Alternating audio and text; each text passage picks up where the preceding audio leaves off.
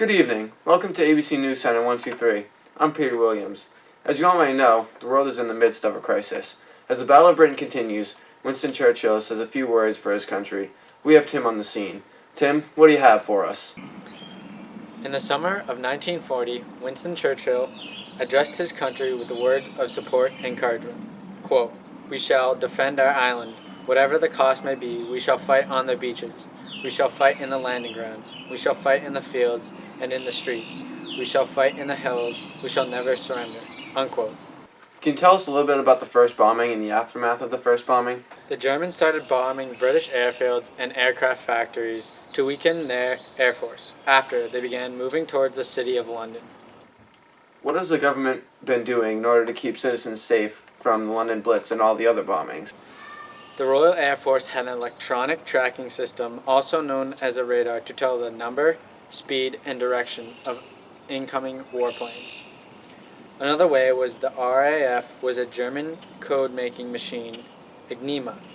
This allowed for British to code the German messages.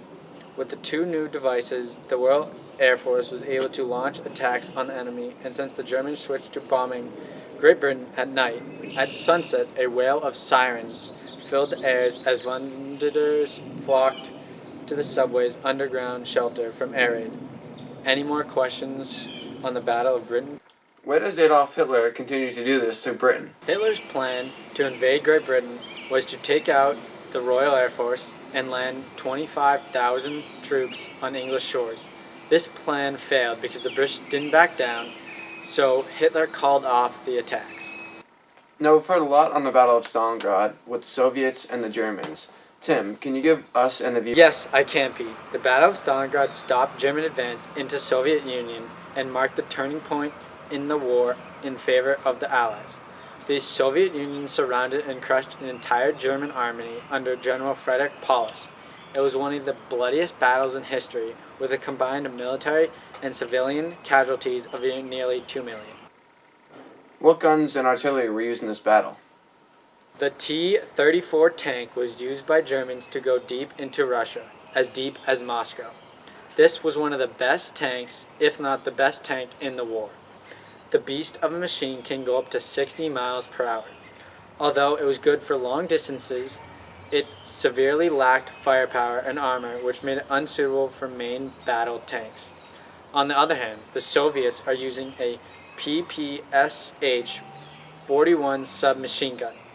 This can either be loaded with a drum or box magazine.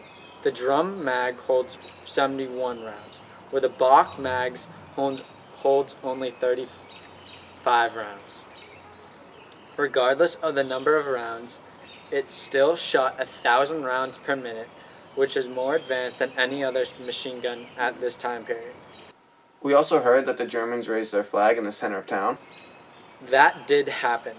The Germans raised the flags during September 1942 over the Uhrmatt department store. They could not dislodge the Russians from the springing industrial quarters along Volga.